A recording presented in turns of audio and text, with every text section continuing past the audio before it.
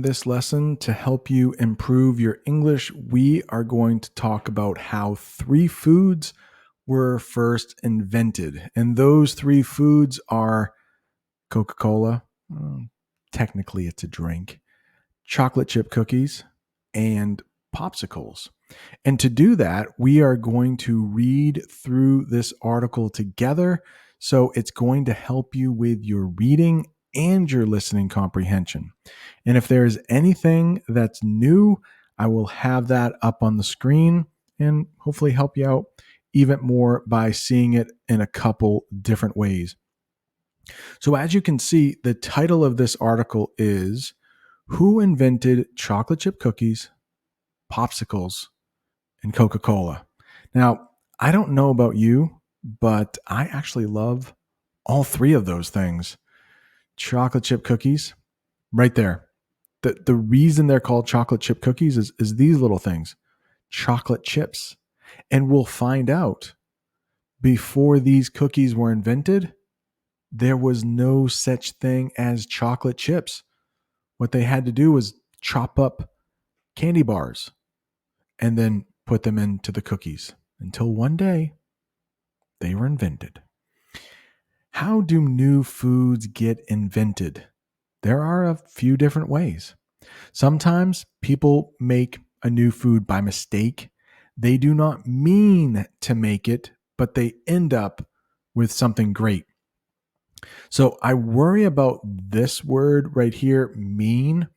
If you are new to English, you might think mean means not nice. I just said means again. Means not nice, but it has a couple different definitions. And this one is like intend. They didn't intend to invent this food. They didn't mean to invent this food. It happened by mistake. And the next one here is end up. And end up, it means like to finish, to finish. So I have an example sentence here for you. Maybe you're on a road trip. Maybe you're far away from home and you get lost. You might say, I am so lost. How did I end up here? Like, how did I finally get to this place? Let me make this article a little bit bigger. You don't need to see me that much. So, but they end up with something great. So end up, it's kind of like the finished product, like finally at the end. It does have end right there. Other times, people try many different recipes and finally they find the perfect one. In case you don't know what recipe is, sometimes the article will do this for you. And right there in yellow, I actually have the definition for recipe. It's right in the article. A recipe is a list of ingredients and instructions that tells you how to make a food. And if you are really big into food, one way to learn English in a fun way would be to do all of your recipes in English. So you could read them in English and prepare those foods. The problem with English recipes is they might use like cups, gallons. And I think in like pretty much every other country, they don't use cups and they don't use gallons. They might use like liters or something like that. But most of the recipes in English probably have cups, teaspoons. Keep reading. Oh, we will. Keep reading to learn about the invention for a few famous treats. Who invented chocolate chip cookies? Chocolate chip cookies seem like they've been around forever. However, they are less than 100 years old. A woman named Ruth Wakefield invented chocolate chip cookies. She owned a restaurant in Massachusetts. Is that hard to say? Massachusetts. Wakefield was a very good cook. People loved her butterscotch cookies. Now, I don't know about you, and I really can't explain what butterscotch is, but I don't like butterscotch. If you know what that is in English, or if you have to look up that flavored butterscotch and let me know in the comments. Do you like butterscotch? Oh, I don't know. I don't like butterscotch. Maybe you do though. Hope you do. I like chocolate chip cookies way more than butterscotch. One day she broke up. That's another way, broke up. Many different ways to use the phrasal verb broke up. But in this case, she's talking about like a larger chocolate bar and then breaking them into smaller pieces. One day, she broke up a chocolate bar into little pieces and added them to the cookie batter. So when you're making a cake or cookies, it's that kind of liquidy stuff that you mix. It's, it has a little water in it, but once you bake it, it becomes more solid in the form of a cookie or a cake batter. The chocolate melted into gooey chunks in the cookies. They were a hit. Wakefield called them Toll House Cookie Crunch. No, sorry. Wakefield called them Toll House Chocolate Crunch Cookies. That's not very easy to say. Toll House Chocolate Crunch Cookies. It's a lot easier to say chocolate chip cookies, right?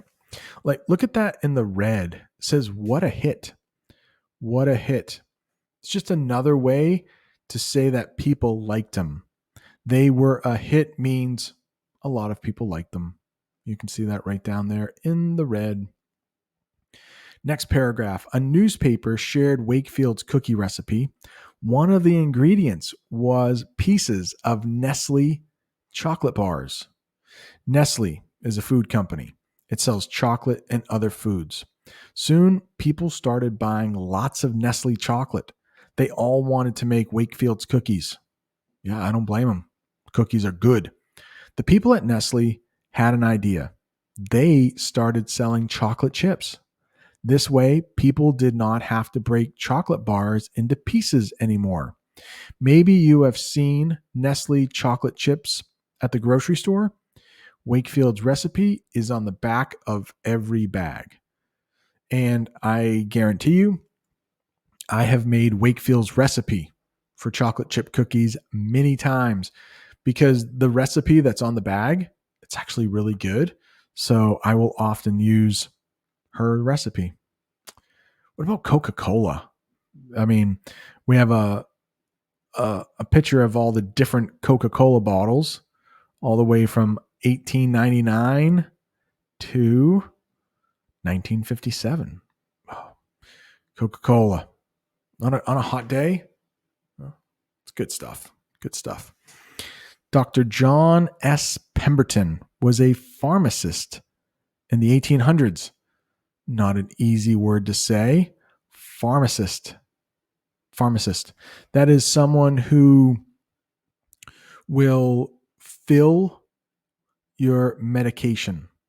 So in the United States, our pharmacies are often in supermarkets. Almost every large supermarket in the United States will also have a pharmacy.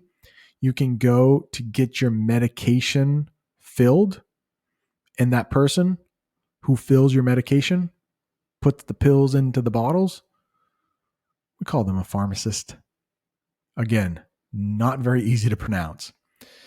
But if you want another definition, a pharmacist is a person who mixes medicine. In 1886, Pemberton wanted to make a headache medicine. He made a sticky brown syrup. Ooh, sounds like Coke to me. Part of the coca plant went into it. So did part of a nut called the cola nut. There was lots of sugar in it too. Pemberton called his medicine Coca-Cola. Now, I don't know about this. Maybe you know more than I do, but I have heard that the original Coke recipe had a drug in it called cocaine. Is that true? I don't know. I don't know if that is a myth or if that is a fact, but I have heard the original Coca-Cola had cocaine in it. Cocaine, Coke, sound similar, but it looks like there are also some ingredients there. Coca plant, cola nut. Maybe there isn't cocaine in there. I don't know. If you know, could you leave it in the comments? Let me know. Cocaine? Part of Coke? I hope not. Hopefully they didn't give cocaine to little kids. Pemberton mixed the Coca-Cola syrup with water. One time, fizzy water was added to the syrup. It made a sweet, bubbly drink. People loved the taste. It did not do anything for headaches, but it was a yummy treat. Today, people all over the world drink Coca-Cola. Now, I forgot to make that bigger for you. I have had a headache before, and I have drank a Coca-Cola, and the headache went away. I think because of the caffeine that's in Coca-Cola. Sometimes it does help your headache. You probably should do something else for your headache, though. If you have a headache, maybe take some Tylenol, take some aspirin, take some ibuprofen. Yeah. Who invented the popsicle? In 1905, a young boy named Frank Epperson was making himself a fruity drink. He used a wooden stick to stir it. There's a wooden stick right there for you. Then he left the drink and stick outside overnight. It must have been cold where he lived because Epperson went back for his drink the next morning. It was frozen with the stick stuck inside. Oh, that's not easy to say, right? Should we say that again together? We don't want the whole thing. Oh, can I not undo it? It was frozen. Let's highlight this. And I will say this again. And if you want to practice some shadowing, might be a good one because of the S sound. It was frozen with the stick stuck inside. It was frozen with the stick stuck inside. Tough one. Emerson pulled the stick and licked the frozen juice. It was cold and sweet. That right there is a popsicle. Later, he made these frozen treats for his children. So I guess he invented them when he was a young boy. And then later on, he made them for his children, and they called them Popsicles. Popsicles. This was short for Pop's icicles. Icicles are long pieces of ice. So icicles sometimes will form on the side of a building in winter. They can be really long, and if they fall off a building, they can really hurt you. But one thing I do want you to know is pop. We sometimes say it for soda, by the way. So like Coca-Cola, in some parts of the US, they call it pop. They could. But pop is an older way to say father or dad also. So pop. I forgot to talk about this here when we were talking about chocolate chips. So you may hear this sometimes in the United States, a chip off the old block. If you ever hear that idiom, it means that a son is like his father. We don't use it for daughters and mothers for some reason, but if a son is a lot like his father, we say that he is a chip off the old block. So as with the chocolate chips, they're a smaller piece of something, and a block is just like a bigger piece of something. Like you might have a block of chocolate, you might have a block of cheese. Sometimes children play with building blocks. Chip off the old block. Pop can also be soda or a soft drink, like Coke in some parts of the United States. Soft drink is another way to say pop, soda. In the southern United States, they actually say Coke for everything. If you are in Texas or Florida or Georgia, somebody might ask you, hey, What kind of Coke do you want? Like, I think there's like only one. Well, Diet Coke, I guess. Coke Zero, Coke with lime. But they actually might be talking about Dr. Pepper, another American soda, Mountain Dew. They might even be talking about a Pepsi. Yeah, in the American South, they call all soda a Coke. Hey, do you want a Coke? Last paragraph here, I think. Epperson started selling the treats. He called them popsicles. Today, people eat billions of popsicles every year. Billions of popsicles every year.